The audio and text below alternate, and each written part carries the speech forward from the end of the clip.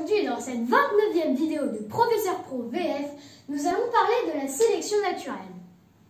Donc, au sommaire, premièrement, nous allons parler de la sélection naturelle selon Darwin. Deuxièmement, nous allons voir un exemple de sélection naturelle qui respecte les lois de Darwin.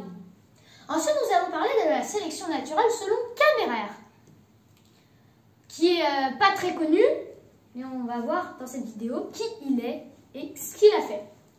Ensuite, nous allons parler d'un autre exemple de sélection naturelle qui respecte les lois de Kammerer. C'est parti!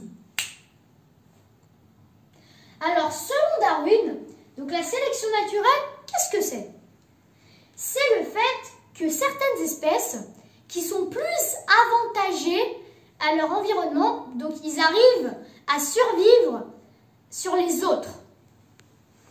Donc ça paraît peut-être pas très clair comme ça, mais nous allons voir un petit exemple de sélection naturelle qui respecte les lois de Darwin. Imaginons-nous, il y a de l'herbe verte, bon, je mets en noir, on a des oiseaux. Imaginons qu'on a la moitié d'oiseaux qui sont de couleur noire, vert, pardon, et la moitié qui est de couleur blanche.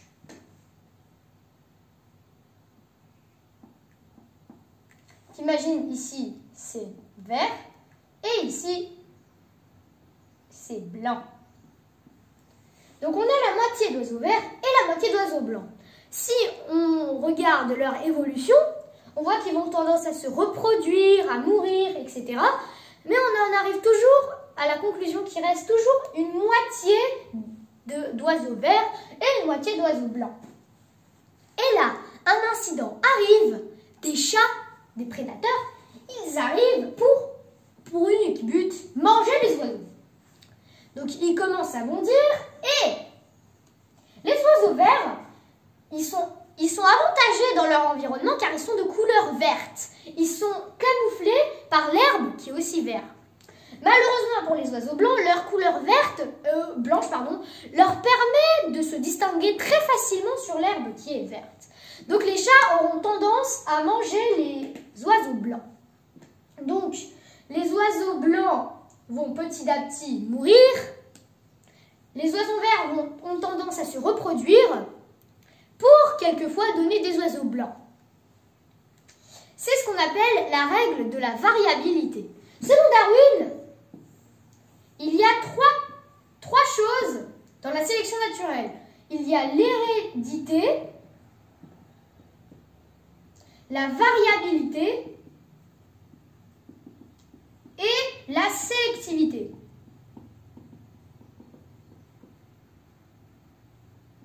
L'hérédité dit qu'un individu reçoit les caractéristiques de ses deux parents.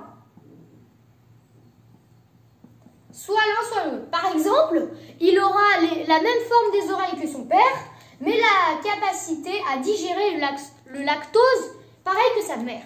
La variabilité, c'est si deux personnes, les deux parents, et quand ils s'unissent, il faut un individu plus différent. Il y a quelques mutations dans les cellules. Par exemple, les deux parents ont les yeux de couleur bleue, mais l'enfant ont les yeux de couleur rouge. C'est ce qu'on appelle la variabilité. La sélectivité, c'est ce qu'on est en train de parler. Le fait que les animaux, ils sont plus avantagés dans un espace que dans un autre. Ils ont tendance à nourrir ceux qui ne sont pas avantagés, et ceux qui sont avantagés, ils survivent dans leur environnement. Ils l'emportent sur ceux qui ne sont pas avantagés.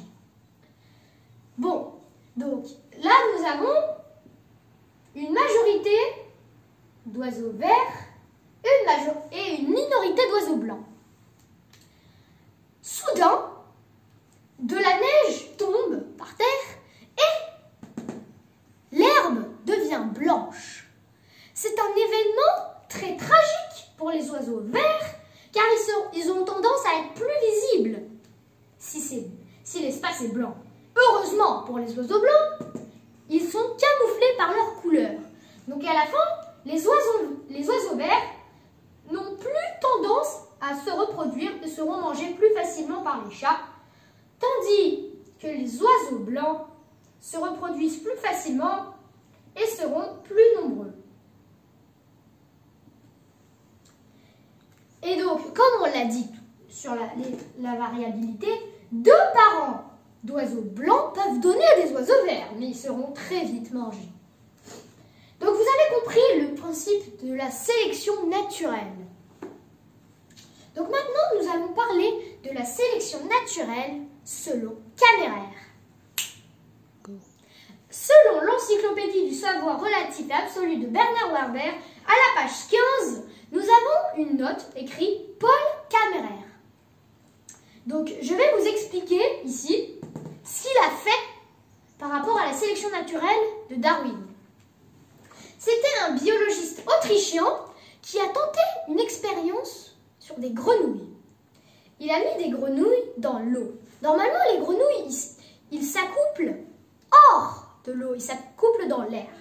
Mais il a quand même mis les grenouilles dans l'eau et voit comment les femelles et les mâles s'accouplent. Et il voit une grosse bosse noire sur le pouce des grenouilles.